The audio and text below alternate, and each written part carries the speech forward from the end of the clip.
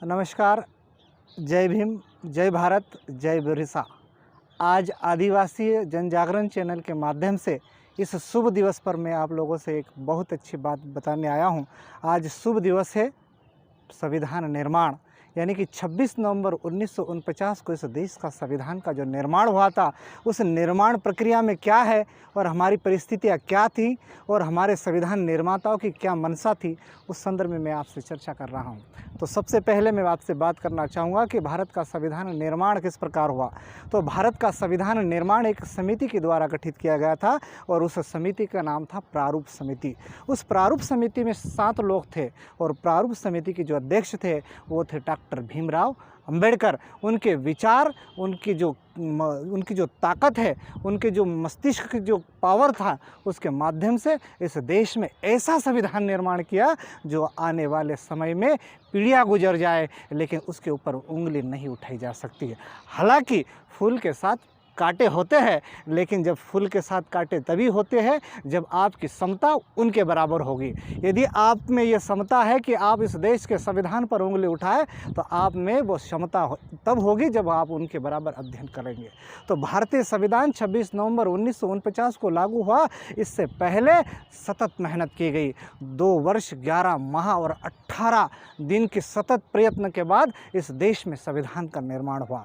26 जनवरी 1949 को संविधान दिवस क्यों मनाया जाता है? इस बात का जवाब यह है कि 26 जनवरी को इस देश का संविधान बनकर तैयार हो गया था और कुछ धाराएं लागू कर दी गई थी, लेकिन 26 जनवरी 1950 को संपूर्ण भारतवर्ष में संविधान लागू कर दिया गया था। लेकिन आज़ादी के 71 वर्ष, क्योंकि आज हम आज़ादी के समय से यूँ न कहते हुए आज़ादी के बाद जो भारत का संविधान लागू हुआ वो 71 वर्ष हो गए हैं। लेकिन डॉक्टर बाबा साहब भीमराव अंबेडकर की जो मंशा थी वो राजनीतिक मंशा थी। उस मंशा को समझे नहीं, क्योंकि उन्होंने कहा था कि जब तक इस देश का आदिवासी, जब तक इस देश का मूल निवासी, जब तक इस देश का यहाँ का रहने वाला व्यक्ति इस देश का मालिक नहीं बनता, मेरी जो इच्छा है, मैंने जो दृढ़ संकल्प लिया है, वो पूरा नहीं हो सकता।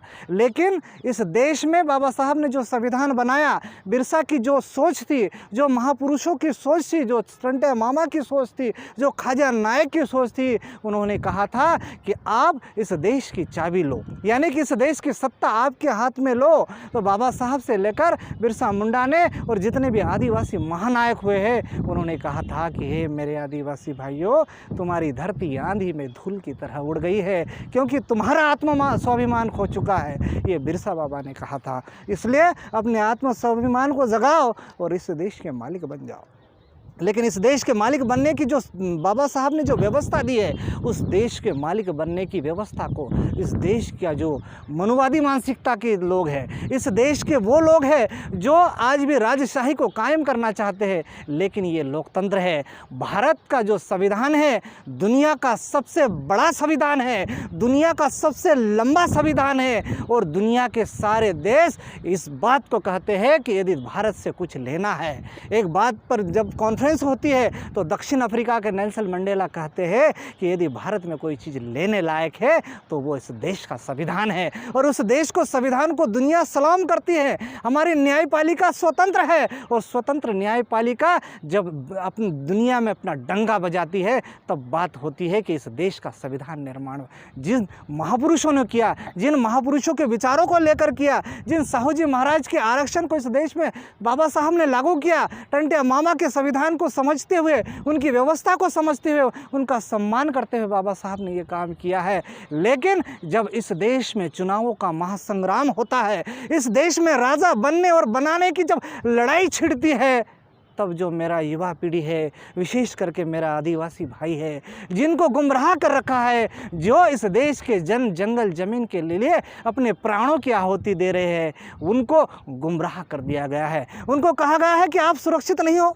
उनके ऊपर अन्याय अत्याचार हो तो रहा है, लेकिन उनके जो हुक्मरान हैं, जो उनको गलत दिशा में जाने के लिए संदेश देते हैं, उनको इस बात पर समझना चाहिए। मैं 26 जनवरी की आज की इस दिवस पर मैं उनको चेतावनी देने आया हूँ। कि डॉक्टर बाबा साहब भीमराव अंबेडकर ने कहा था कि इस देश का मालिक वही बन सकता है जो झोपड़ी में निवास करता है।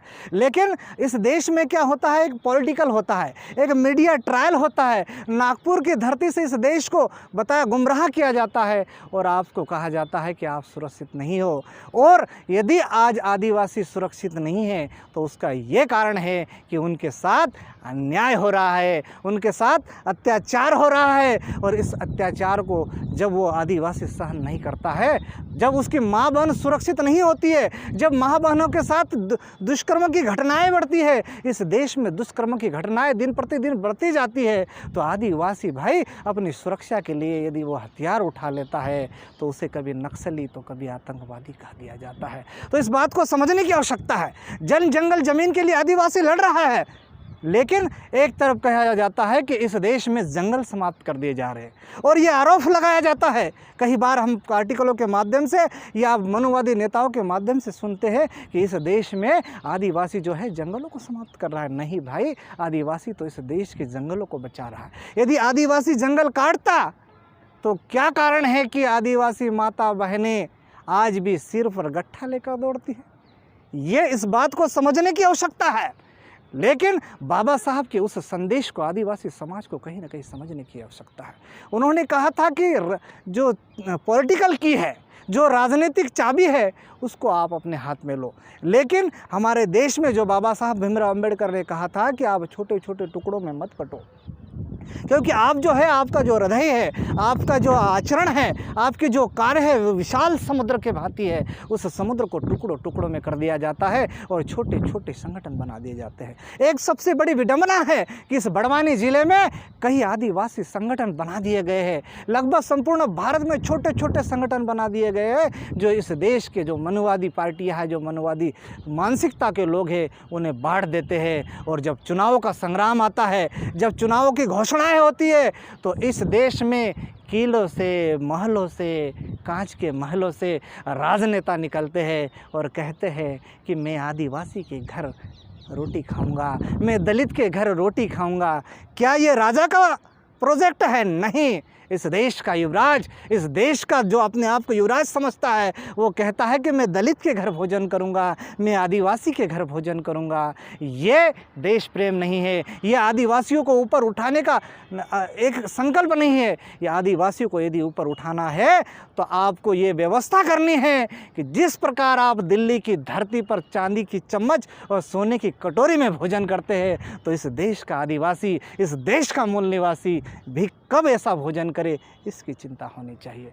दूसरी तरफ कहते हैं कि इस देश में मैं धार्मिक स्थल बनाऊंगा, मंदिर बनाऊंगा। अच्छी बात है, आपके महापुरुषों को भी हम सम्मान करते हैं, हमारे भी कीजिए। लेकिन क्या ये राजा का प्रोजेक्ट है? राजा का प्रोजेक्ट यह नहीं है कि मंदिर बनाए, राजा का प्रोजेक्ट है कि संपूर्ण भारत मंदिर कैसा बने, इस बात का काम करने की आवश्यकता है। इसलिए आने वाले समय, जितने भी समय आते हैं, जो 5 वर्षों में जो महासंग्राम होते हैं, चाहे वो जनपद के चुनाव हो, विधानसभा के हो, लोकसभा के हो, हमको जो बाबा साहब ने, जो बिरसा ने, जो टंटिया ने जो हथियार दिया है, जिसको बाबा साहब भीमराव अंबेडकर ने संविधान में कलम के रूप में आपको कलम के माध्यम से, आर्टिकलों के माध्यम से, अनुच्छेदों के माध्यम से जो अधिकार दिए हैं, उसको समझने की आवश्यकता है। हम नाचते नाचते पैदा होते हैं, नाचते नाचते जीते हैं, नाचते नाचते मर जाएंगे। तो इस देश के अब तो मालिक हो, तो राजसत्ता कौन संभालेगी? तो राजसत्ता इस देश में गधे संभाल रहे हैं। तो इन गधे को बाहर निकालने की आवश्यकता है। इस देश के मूल निवासी को दिल्ली की धरती पर जाने की, बैठने की आवश्यकता है। और भारत के संविधान में 71 वर्ष के बाद भी इतने ज़्यादा संविधान संशोधन कर दिए गए, तो उनकी मूल भावना ही नहीं रही है। तो मूल भावना को समझने के लिए बाबा साहब के संविधान को अध्ययन करते हुए युवा पीढ़ी, जो विशेष करके इस देश के मूल निवासी है, उन्हें राजा बनने और बनाने की लड़ाई में आगे बढ़ने की आवश्यकता है। और आज संकल्प ले कि डॉक्टर बाबा साहब भीमराव अंबेडकर और जितने महापुरुष हैं, उन्होंने आपको संविधान में जो अधिकार दिए हैं, उस अधिकारों का मूल निचोड़ यह है कि आपको इस देश की सत्ता अपने हाथ में लेना पड़ेगी, क्योंकि सत्ता वो मास्टर चाबी है जिससे सारे ताले खुलेंगे। और यही संदेश मैं आप लोगों को देना चाहता हूँ कि आप चाहे महलों में रहो, चाहे कुटीरों में रहो, लेकिन इस देश का यदि मालिक कोई बन सकता है, तो ये ज़रूरी नहीं है कि वो महलों में रहे।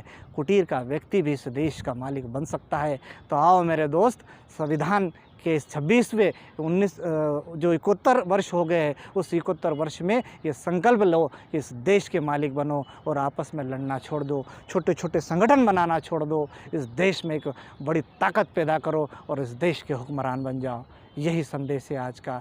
सभी को जय भीम, जय भारत, जय बिरसा।